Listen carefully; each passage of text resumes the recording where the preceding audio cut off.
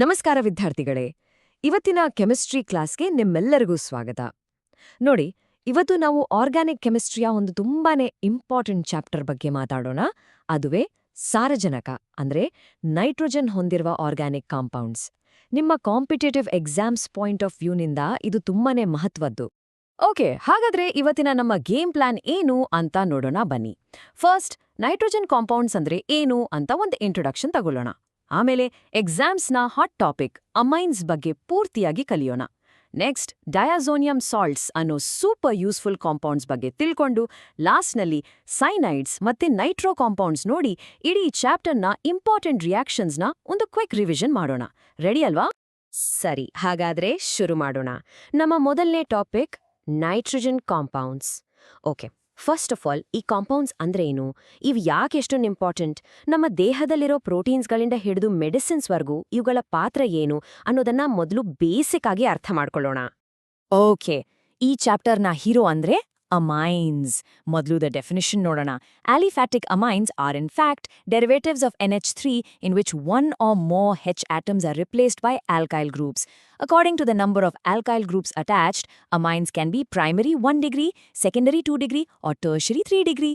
Simple ಆಗಿ ಹೇಳಬೇಕು ಅಂದ್ರೆ ಅಮೈನ್ಸ್ ಅಂದ್ರೆ ಅಮೋನಿಯಾದ ಮಕ್ಕಳು ಇದ್ದ ಹಾಗೆ. ನೋಡಿ, ಅಮೋನಿಯಾ ಫಾರ್ಮುಲಾ NH3 ಅಲ್ವಾ?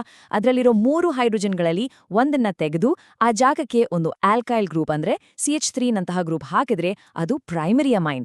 2ನ್ನ ರೀಪ್ಲೇಸ್ ಮಾಡಿದ್ರೆ ಸೆಕೆಂಡರಿ, 3ನ್ನು ರೀಪ್ಲೇಸ್ ಮಾಡಿದ್ರೆ ಟರ್ಷರಿ. ಅಷ್ಟೇ.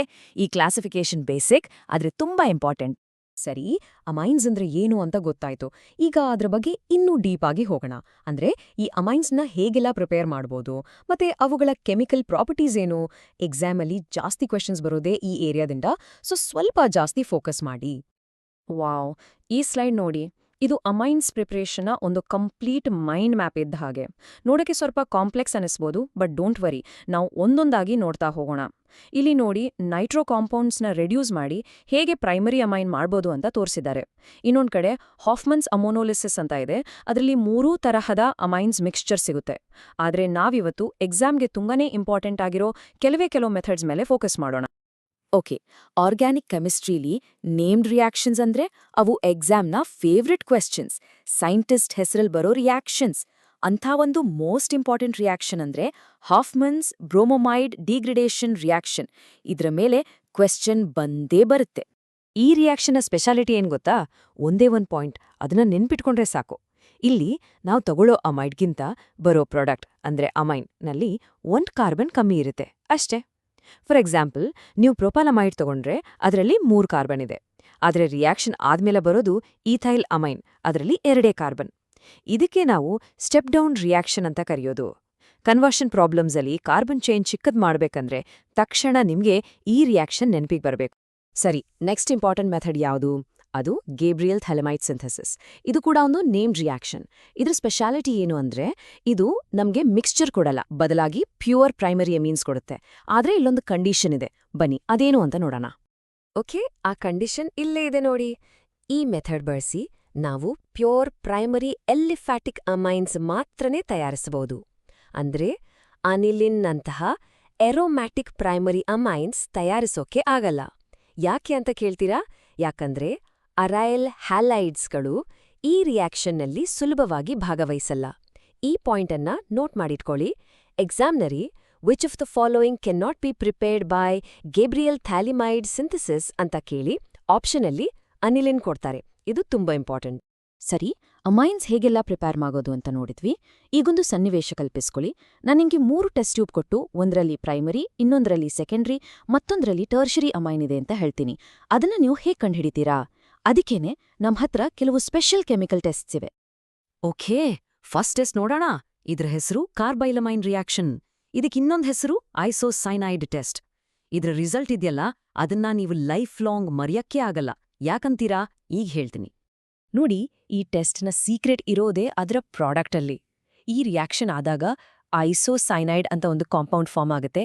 ಅದರ ಸ್ಮೆಲ್ ಇದೆಯಲ್ಲ, ಅಬ್ಬಾ, ಎಕ್ಸ್ಟ್ರೀಮ್ಲಿ ಫೌಲ್ ಸ್ಮೆಲ್. ಅಂದ್ರೆ ಅಸಹನೀಯ ಕೆಟ್ಟ ವಾಸನೆ ಬರುತ್ತೆ. ಸೊ ಕ್ವೆಶ್ಚನ್ ಪೇಪರ್ನಲ್ಲಿ ಫೌಲ್ ಸ್ಮೆಲ್ಲಿಂಗ್ ಕಾಂಪೌಂಡ್ ಅಂತ ಎಲ್ಲಾದ್ರೂ ಬಂದ್ರೆ ನೀವು ಬೇರೆ ಏನು ಯೋಚನೆ ಮಾಡಬೇಡಿ, ಅದು ಖಂಡಿತ ಪ್ರೈಮರಿ ಅಮೈನ್ ಕೊಟ್ಟಿರೋ ಕಾರ್ಬೈಲಮೈನ್ ಟೆಸ್ಟ್. ನೆನ್ಪಿಡಿ, ಸೆಕೆಂಡರಿ ಮತ್ತೆ ಟರ್ಷರಿ ಅಮೈನ್ಸ್ ಈ ಟೆಸ್ಟ್ ಕೊಡೋದೇ ಇಲ್ಲ. ಕಾರ್ಬೈಲಮೈನ್ ಟೆಸ್ಟು ಬರೀ ಪ್ರೈಮರಿ ಅಮೈನನ್ನ ಮಾತ್ರ ಗುರುತಿಸುತ್ತೆ. ಆದ್ರೆ ಮೂರನ್ನು ಒಂದೇ ಸಾರಿ ಬೇರೆ ಬೇರೆ ಮಾಡೋಕೆ ಒಂದು ಟೆಸ್ಟ್ ಬೇಕಲ್ವಾ? ಅದಕ್ಕೆ ಇರೋದು ಹಿನ್ಸ್ಬರ್ಗ್ ಟೆಸ್ಟ್. ಇದು ಅಮೈನ್ಸ್ ಚಾಪ್ಟರ್ನ one of the most important test.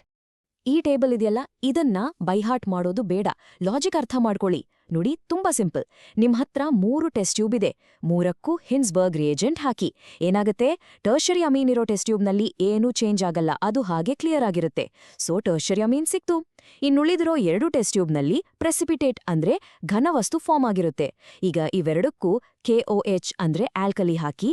ಯಾವ ಪ್ರೆಸಿಪಿಟೇಟ್ ಕರಗಿ ಹೋಗುತ್ತೋ ಅದು ಪ್ರೈಮರಿ ಅಮೀನ್, ಯಾವುದು ಕರಗಲ್ವೋ ಅದು ಸೆಕೆಂಡರಿ ಅಮೀನ್. ಅಷ್ಟೇ, 3 ಸಪ್ರೇಟ್ ಆಯ್ತು. ಈ ಲಾಜಿಕ್ ನೆಂಬಿಟ್ಕೊಂಡ್ರೆ ಸಾಕು. ಸರಿ, ಅಮೈನ್ಸ್ ಕಥೆ ಮುಗೀತು. ಈಗ ಆರ್ಗ್ಯಾನಿಕ್ ಕೆಮಿಸ್ಟ್ರಿಯ ಒಂದು ಜಂಕ್ಷನ್ ಪಾಯಿಂಟ್ ಅಂತಾನೆ ಕರೆಯಬಹುದಾದ ಕಾಂಪೌಂಡ್ಸ್ ಬಗ್ಗೆ ಕಲಿಯೋಣ. ಅದೇ ಡಯಾಝೋನಿಯಂ ಸಾಲ್ಟ್ಸ್. ಇವು ಒಂದು ಕಾಂಪೌಂಡಿಂದ ಇನ್ನೊಂದು ಕಾಂಪೌಂಡ್ ಮಾಡೋಕೆ ಒಂದು ಸೇತುವೆ ಮಾದರಿ ಕೆಲಸ ಮಾಡ್ತವೆ. ತುಂಬಾ ವರ್ಸಟೈಲ್. ಈ ಫ್ಲೋಚಾರ್ಟ್ ನೋಡಿ, ಇದು ಡಯಾಝೋನಿಯಂ ಸಾಲ್ಟ್ಸ್ ಎಷ್ಟು ಪವರ್ಫುಲ್ ಅಂತ ತೋರಿಸುತ್ತೆ. ಮಧ್ಯದಲ್ಲಿರೋದೇ ನಮ್ಮ ಹೀರೋ, ಬೆನ್ಝೀನ್ ಡಯಾಝೋನಿಯಂ ಕ್ಲೋರೈಡ್. ನೋಡಿ, ಇದರಿಂದ ಏನೆಲ್ಲ ಮಾಡ್ಬೋದು. ಜಸ್ಟ್ ಸ್ವಲ್ಪ ಬಿಸಿನೀರು ಹಾಕಿದ್ರೆ ಸಾಕು, ಫೀನಾಲ್ ರೆಡಿ. HBF4 ಜೊತೆ ರಿಯಾಕ್ಟ್ ಮಾಡಿದ್ರೆ ಫ್ಲೋರೋಬೆನ್ಝೀನ್ ಬರುತ್ತೆ. ಅಂದ್ರೆ ಒಂದೇ ಒಂದು ಸ್ಟಾರ್ಟಿಂಗ್ ಮೆಟೀರಿಯಲ್ ಇಟ್ಕೊಂಡು ನಾವು ಫೀನಾಲ್, ಹ್ಯಾಲೋಎರಿನ್ಸ್ ಹೀಗೆ ಬೇಕಾದಷ್ಟು ಕಾಂಪೌಂಡ್ಸ್ ಪ್ರಿಪೇರ್ ಮಾಡ್ಬೋದು. ಅದ್ಭುತ ಅಲ್ವಾ? ಓಕೆ, ಇಲ್ಲಿ 2 ತುಂಬಾನೇ ಇಂಪಾರ್ಟೆಂಟ್ ನೇಮ್ಡ್ ರಿಯಾಕ್ಷನ್ಸ್ ಇವೆ, ಸ್ಯಾಂಡ್ ಮೇಯರ್ ಮತ್ತು ಗ್ಯಾಟ್ರಮನ್. ಇವೆರಡೂ ಕೂಡ ಹ್ಯಾಲೋಎರಿನ್ಗಳನ್ನ ಪ್ರಿಪೇರ್ ಮಾಡೋಕೆನೆ ಬಳಸೋದು. ಆದ್ರೆ ಒಂದು ಚಿಕ್ಕ ಡಿಫ್ರೆನ್ಸ್ ಇದೆ. ಸ್ಯಾಂಡ್ ಮೇಯರ್ ರಿಯಾಕ್ಷನ್ನಲ್ಲಿ ನಾವು ಕ್ಯೂಪ್ರಸ್ ಹ್ಯಾಲೈಡ್ ಅಂದ್ರೆ CuCl ಅಥವಾ CuBr ಬಳಸ್ತೀವಿ. ಆದ್ರೆ ಗ್ಯಾಟ್ರಮನ್ ರಿಯಾಕ್ಷನ್ನಲ್ಲಿ ಬರೀ ಕಾಪರ್ ಪೌಡರ್ ಬಳಸ್ತೀವಿ. ಈ ಸಣ್ಣ ವ್ಯತ್ಯಾಸದಲ್ಲೇ ಕನ್ಫ್ಯೂಸ್ ಮಾಡಿ ಕ್ವಶನ್ ಕೇಳ್ತಾರೆ. ಸೊ ಇದನ್ನ ಕರೆಕ್ಟ್ ಆಗಿ ನೆನ್ಪಿಟ್ಕೊಳ್ಳಿ. ಓಕೆ, ಈಗ ನಮ್ಮ ಚಾಪ್ಟರ್ನ ಕೊನೆ ಭಾಗಕ್ಕೆ ಬಂದಿದ್ದೀವಿ. ನೈಟ್ರೋಜನ್ ಇರೋ ಇನ್ನೂ 2 ಚಿಕ್ಕ ಆದ್ರೆ ಇಂಪಾರ್ಟೆಂಟ್ ಫ್ಯಾಮಿಲೀಸ್ ಬಗ್ಗೆ ಸ್ವಲ್ಪ ನೋಡೋಣ. ಅವು ಯಾವುವು ಅಂದ್ರೆ ಸೈನೈಡ್ಸ್ ಮತ್ತು ನೈಟ್ರೋ ಕಾಂಪೌಂಡ್ಸ್. ಈ ಸ್ಲೈಡ್ ಈ 2 ಟಾಪಿಕ್ಸ್ನ ಒಂದು ಸಮ್ಮರಿ ಇದ್ದ ಹಾಗೆ. ಇಲ್ಲಿ ನೀವು ಫೋಕಸ್ ಮಾಡಬೇಕಾಗಿರೋದು ಸೈನೈಡ್ಸ್ನ ರಿಡಕ್ಷನ್ ಮೇಲೆ. ನೋಡಿ, ಸೈನೈಡ್ಸ್ನ ನಾವು ರಿಡ್ಯೂಸ್ ಮಾಡಿದ್ರೆ ನಮಗೆ ಡಿರೆಕ್ಟ್ ಆಗಿ ಪ್ರೈಮರಿ ಅಮೈನ್ಸ್ ಸಿಗುತ್ತೆ. ಈ ರಿಯಾಕ್ಷನ್ಗೆ ಒಂದು ಸ್ಪೆಷಲ್ ಹೆಸರಿದೆ, ಮೆಂಡಿಯಸ್ ರಿಡಕ್ಷನ್. ಹಾಫ್ಮನ್ಸ್ ಬ್ರೋಮೊಮೈಡ್ ಸ್ಟೆಪ್ ಡೌನ್ ಆಗಿದ್ರೆ ಇದು ಸ್ಟೆಪ್ ಅಪ್ ರಿಯಾಕ್ಷನ್. ಯಾಕಂದ್ರೆ ಇಲ್ಲಿ ಒಂದು ಕಾರ್ಬನ್ ಆಟಮ್ ಜಾಸ್ತಿ ಆಗುತ್ತೆ. ಕನ್ವರ್ಷನ್ಸ್ಗೆ ಇದು ಕೂಡ ತುಂಬಾನೇ ಹೆಲ್ಪ್ ಆಗುತ್ತೆ. ಸರಿ, ಆಲ್ಮೋಸ್ಟ್ ಎಲ್ಲಾ ಟಾಪಿಕ್ಸ್ ಕವರ್ ಮಾಡಿದ್ವಿ.